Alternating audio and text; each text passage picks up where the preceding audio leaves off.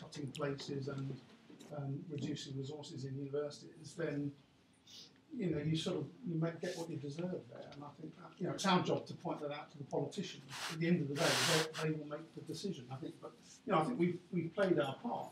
Happily, sort of talk to you more about what UK, University UK have said to the government in terms of trying to defend the fact. So you say that Royal Holloway cannot have any sort of impact as an institution because you're just one university. But you can say quite like that. Yeah. Sorry. Yeah.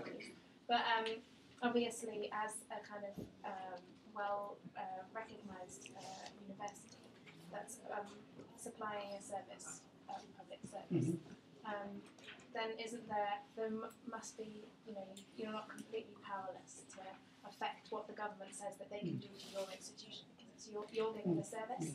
So surely you could sort of dictate what happens to it. Yeah, I think we make the case that the importance of having a financially stable and academically respectable institution, but taking away 80% of the teaching grant just completely undermines that. I mean, that is not a future that any of us can sustain, and we have to work with politicians and funders to find a way of keeping it going for the generations that you talk about yet to come. Just 2 points. You said that the government hadn't implemented like a diversity assessment or something. Isn't that something that you could challenge, in that they're legally obliged to undertake certain assessments that they haven't done? Yeah, I mean, I guess they'll do they didn't do a gender impact assessment. Yeah, they'll do a quality impact assessment. They'll do that. No, what I said is that they haven't come out as forcibly in the way that the previous government did, that talked up the value of as many people as possible having a higher education. I don't know what the government's view is about. Is 50% participation rate good, bad? Is that too many students, too few? I mean, you'd have to ask them that.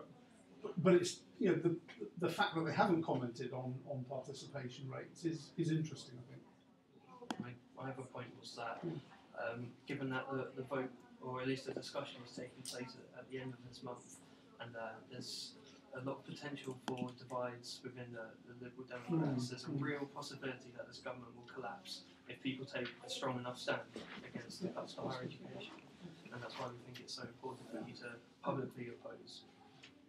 So that's what we're requesting, that you use as much influence as you possibly can to oppose any higher education cuts or rise in tuition. Well, we've got a duty to our staff as well as our current and future students, and that's the balance that we have to achieve. As I say, if all we do is end up with 8% cuts, those cuts are going to start in April. But that will never happen, because the government is never going to completely destroy our higher education system by doing 80% cuts without raising tuition fees. You can't say that the government will just completely decimate our universities if you speak out and get and try and force the tuition fee vote to go through. That won't happen. Well, I think we are speaking out against the cuts, and we've been lobbying for 3 years on it, because you could see this sort of coming. So, it might have not been as effective as we would have liked, clearly, and they're minded to go ahead. It doesn't matter whether the figure is 80% or 40% or 35%. There will be some cuts of some sort, and without other income coming in. We can't just take more international students. I mean, we're putting a visa cap on that as well. I mean, that's another thing that that's a source of income that would help us. I mean, it doesn't necessarily deal with the home student issue, but at the same time, to be talking about reducing the number of international students coming to this country, it's kicking us when we're down. And the one way that at least some institutions grow income, and we've done very well with international students, and they're part of the mix here that I think we all appreciate. But to then say, okay, we're going to halve the numbers of visas is just nonsense. And we are. Don't get me wrong. I think we are fighting those, but I think we've all got our role to play in this. And there's work behind the scenes. There's lobbying of MPs and ministers. There's direct protests out on the street, and I think we've been very clear here. You've got a right to protest, and we support that. And no one's no one's going to try and stop you doing it. Although you know, we do have a duty of care to the staff that work here and you know, the people we employ. Yeah, I mean, we're also lobbying on behalf of international staff because we've had cases already where we couldn't get the staff we wanted because of new barriers to their appointments. So it's something that affects the whole academic community. So you know, we're in this unfortunate position where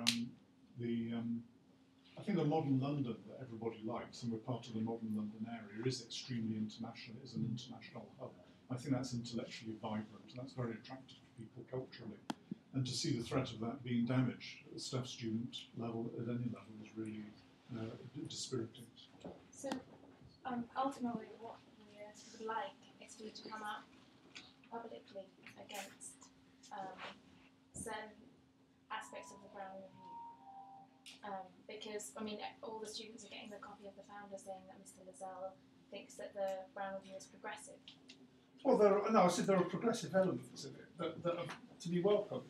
I think access to loans for part-time students is something that's good. And you know, there are people who can't come here because they can't get access to that funding if they come on a part-time basis. Yeah.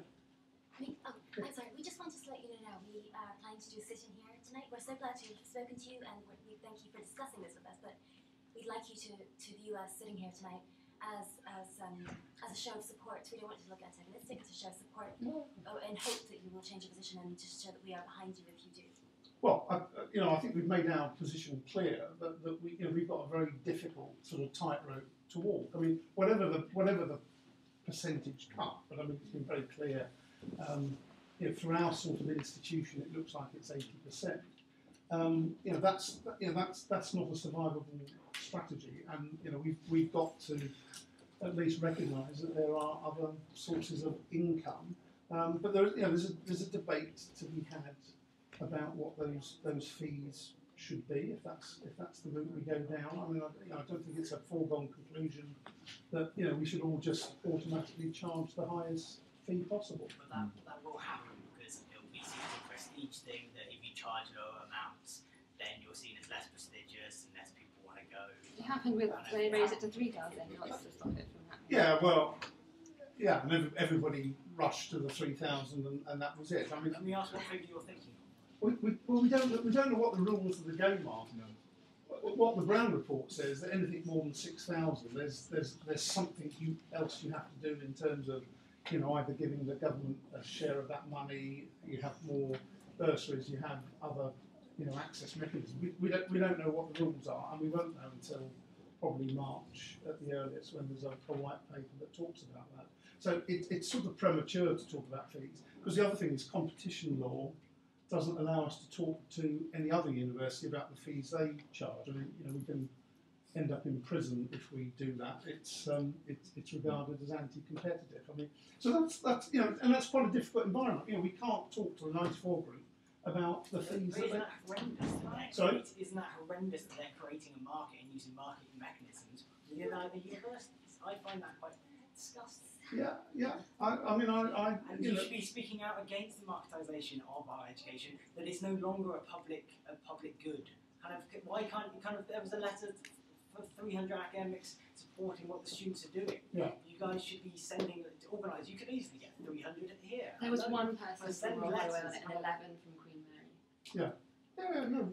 I mean, academics do speak out as well. I mean, that is the case. I mean, if 80% is enough of a cut to bring the institution to its knees, I don't imagine that this would be the only institution it's happening to. And I mean, what's stopping you linking up with those other institutions, saying we can't do this, enough is enough? Because that would have a huge impact on the government. If the government saw this level of resistance from the institutions it was imposing these cuts on, it would have to seriously rethink its measures. Well, I think Universities UK, which is, you know, our representatives, our trade union, has made that point time and time again. It's completely opposed to the cuts. We'd rather they weren't going to impose them on us. And you know, we're at a, you know, as a country in desperate financial straits. And it's not